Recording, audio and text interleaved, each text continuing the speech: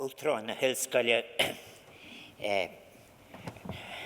here nowhere, Ambassador Hernandez, Ambassador Cardoso, Ambassador Bernal, Ambassador Malfavon, Ambassador de la Puente Riviero, Deputy Head of Mission Gomez, distinguished guests, queridos amigos. Es para mí un gran placer estar aquí en la Universidad de Cork para inaugurar esta exposición tan valiosa sobre los lazos entre Irlanda y América Latina. I'm absolutely delighted, distinguished guests, to be here today at University College Cork to open this important exhibition on the Irish in Latin America.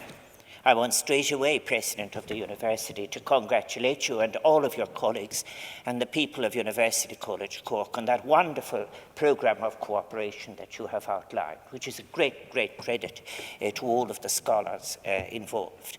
I also want to pay tribute to the Irish Department of Foreign Affairs and Trade for the quality of this exhibition. I've had the opportunity of seeing the panels before I came, and they're very, very wonderful. Agus mínlam útran ma víkas a coranúldut asachtin an herme ifidjat a corristacht agus glyn ga gragas banacht an dinnetarthagen in the yig. I would like very much, ladies and gentlemen, to thank our host, President Michael Murphy of University College Cork, who will complete his term of office this week before handing over to incoming President Patrick O'Shea. President Murphy, allow me to extend my congratulations to you on a most successful 10 years. Cogórticas, felicidades.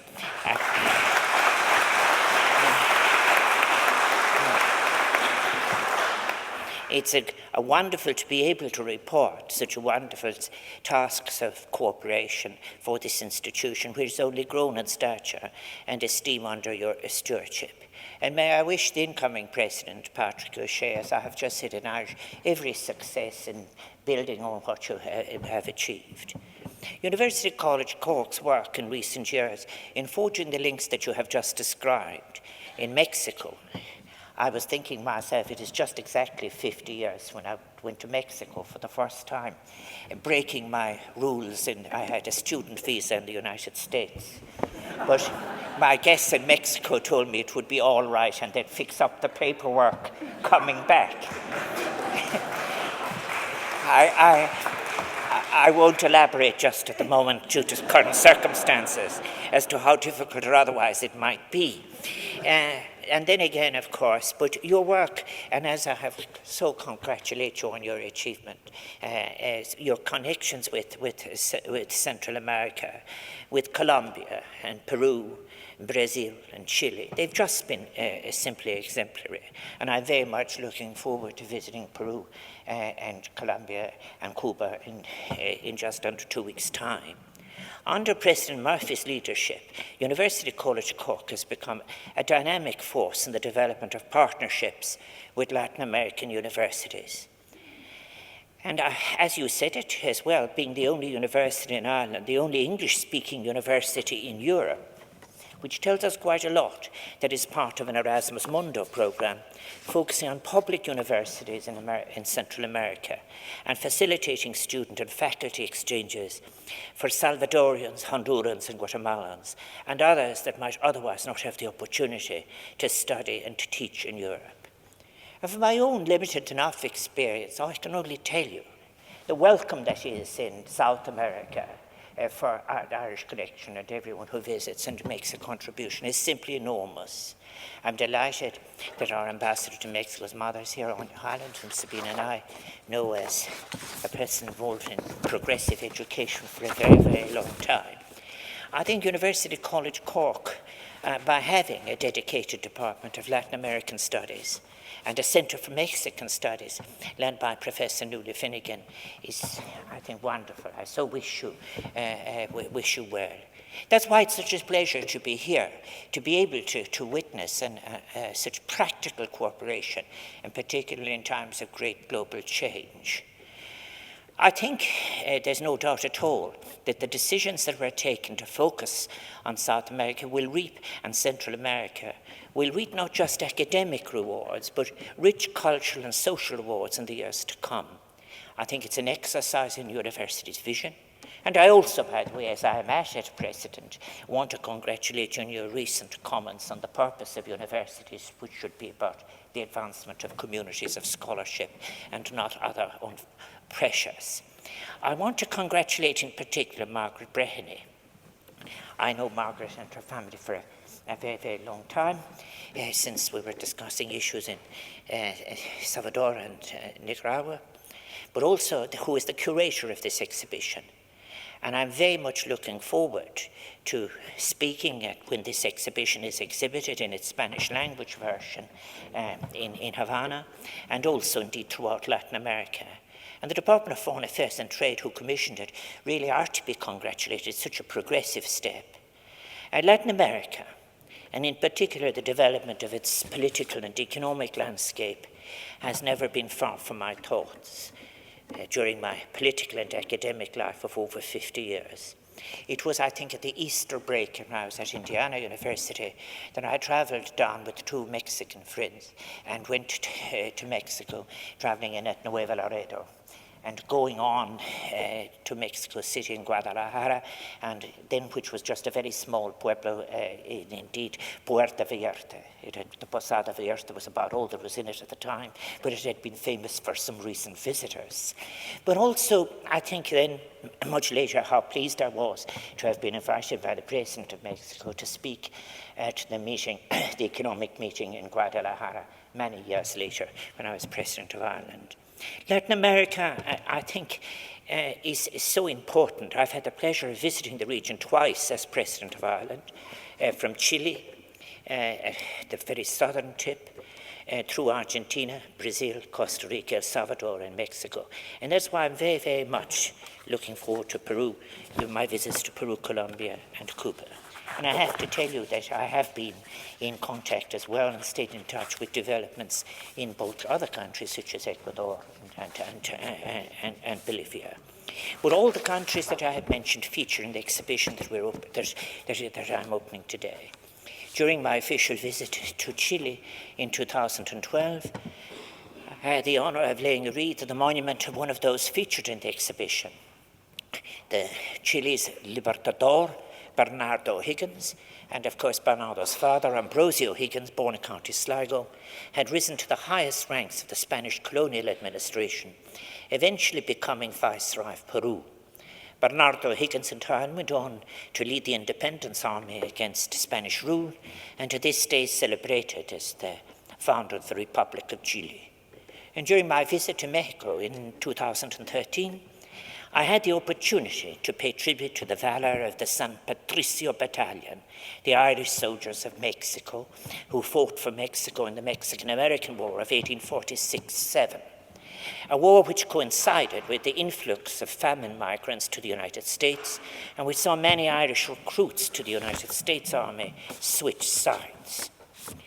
The contributions of those such as O'Higgins or the San Patricio Battalion, or indeed Admiral William Brown, founder of the Argentinian Navy, are reasonably well known in Ireland. But however, one of the great merits of the exhibition is that it will also cast a light on lesser known experiences of Irish migration, and also important figures who took up some of the nuances of the Irish connection, to which I want to refer. The refrain of this exhibition, exile, provides an important reminder of that contribution and the often profound role played by Irish women and men in the development of the modern and independent republics of Latin America that exist today. And the word exile is also incredibly important to understand the sources of the involuntary scattering through the different empires of Irish people in that century.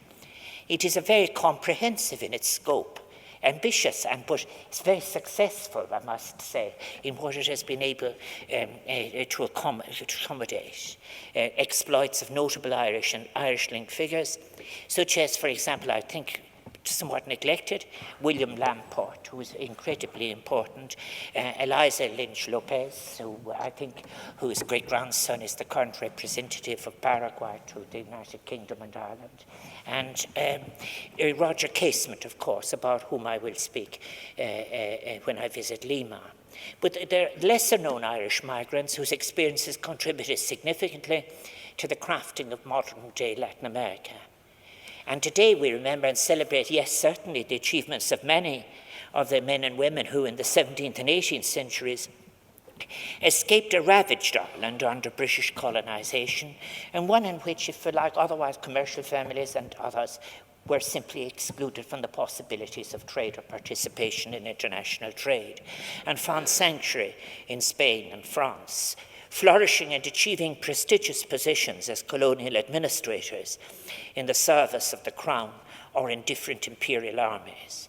It reminds us too, I think, the exhibition, of the importance for an inclusive historiography, for us to confront the reality that some Irish exiles who had suffered the realities of colonialism in Ireland became the agents and administrators of colonialism in Spanish rule Latin America. It also recalls the dramatic shift in allegiance that took place in the space of one or two generations, so dramatically illustrated in the transition between Ambrosio and Bernardo O'Higgins.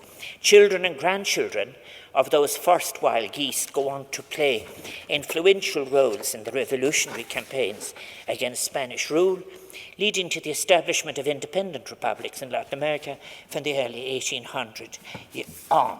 Now, I think it's also very important that when we speak of the wild geese, we think of more than wine. There is a richer complexity in history if we choose to engage with it. Importantly, today we're enabled to recall, thanks to a very fine work of Dr. Brehene, the lesser-known stories, such as that of the hundreds of Irish railroad workers who were brought from New York to Cuba in the mid-19th century to work alongside workers from the Canary Islands and enslaved Africans to build the Havana-Guinness Railroad. Many of them gave their lives to the project, a sad reflection on the reality of forced labour in the Caribbean. I've often, as I read that part of her doctoral work, I remember very much, in the first pieces I wrote myself about sugar and slavery in the island of Montserrat. But what is very interesting is that was, of course, the first railroad, 1824, for access to the sugar plantations. The importation of Irish workers was also, of course, motivated by the project of whitening the population, which by then comprised a majority of black people, which had emerged and who were there for the provision of slave labour. And it's very important that the existence of that commission and the ambiguous relationship of different Irish to it be recognised. However, the imported Irish workers from the United States, perhaps due to their truculence, perhaps their insistence on the rights of labour that they might have picked up from an agitationary background in Ireland or from the trade union militancy in the stations in the United States, were quickly realised that they were a very bad bet. And therefore, as well as that, it creates a context which you will see in Dr. Brehene's work and others. That work is so valuable in teasing out these relationships. And this exhibition doesn't shirk from showing us the complex truth that alongside those Irish who were exploited as railroad workers in Cuba were families of Irish origin who operated large sugar plantations worked by slaves. Indeed, amongst the staunch defenders of slavery was Spanish General Leopoldo O'Donnell, who was a direct descendant of Hugh O'Donnell and one of the largest African slaveholders in the world, whose notorious reputation was warranted. And again, one of the greatest traffickers of slaves to Cuba would have been, in fact, again, a person claiming Irish origins in the island of Tenerife. I think such recalling of the fuller experiences of Irish migration to Latin America allows for a greater understanding of the common history that we share and the impact of Irish migrants on the politics, culture, intellectual tradition, and foreign policies of Latin America. Next month, I will have the honor of opening this exhibition in the Palacio del Segundo Cabo in Cuba, in Havana, Cuba. I have therefore been reflecting on the similarities our two nations share, on the long shadows cast by our histories of oppression from powerful neighbours, and the complexities that lay behind our struggles for liberation and independence. And just as conflicting motivations defined Ireland's struggle for independence, with republicanism in any European sense not always a prominent ideology, so in Cuba, Cuba's struggle was also characterized by divergent motivations and incentives. In Cuba, the desire by some to maintain slavery, and in Ireland, the ambitions of the upwardly mobile graziers to hold on to accumulated land, saw a desire for limited independence, only to become the ambition of certain groups of citizens. We also, as nations, understand the yearning to reclaim a distinctive cultural identity, realizing its fundamental importance in achieving true freedom. For both our peoples, the assertion of that right to a shared and unique culture has enabled an understanding of valid freedom as a generous social vision. And today, as we contemplate then the ways in which Irish men and women play their part in the great narrative of Latin American history that is still unfolding, it is appropriate to reflect in turn on the significance of Latin America for Ireland. For many migrants, it held out a promise of freedom and adventure and an escape from poverty. In recent years, Latin America has provided important examples of socially inclusive economic governance. The young economists demonstrating great originality in their writings on achieving growth that also delivers sustainability and poverty reduction. Latin America has been an innovative force in the worldwide struggle against neoliberalism. According to the United Nations Development Programme, 90 million Latin Americans were lifted out of poverty between 2000 and 2012. It was also the only region in the world that managed to reduce income inequality during the first decade of the 21st century, uniquely combining economic growth with reduced inequality and poverty reduction. And that is very, very important in the present circumstances now, with failing models globally and the reconstruction of the global international economic order having to be achieved within the demands of sustainability and also responding adequately to the consequences of climate change. So today, the history of the Irish in Latin America, it's the study of an emerging area of scholarship in which UCC has played a distinguished part, both in academia in Ireland and across Europe and Americas. And I believe that there is so much to be learned and so much to be gained by strengthening and deepening Irish relationships with Latin America, and particularly with an exchange of scholarship, including a development based on science and technology without borders. Next week, I will be speaking to members of the diplomatic corps about some of these challenges, about the significance of the phrase science without borders, and also how perhaps the future of the restructured global economy lies in regional initiatives in which we will be able to allow the possibilities of innovation through science and technology, moving to regional structures. And that is part of really of what I want to emphasize in my visit to the three new countries in the next couple of weeks. Esta oportuna exposición ofrece una base sólida para este trabajo mientras construimos un futuro enraizado no solo en una historia común, sino también en un reconocimiento de nuestra presente interdependencia.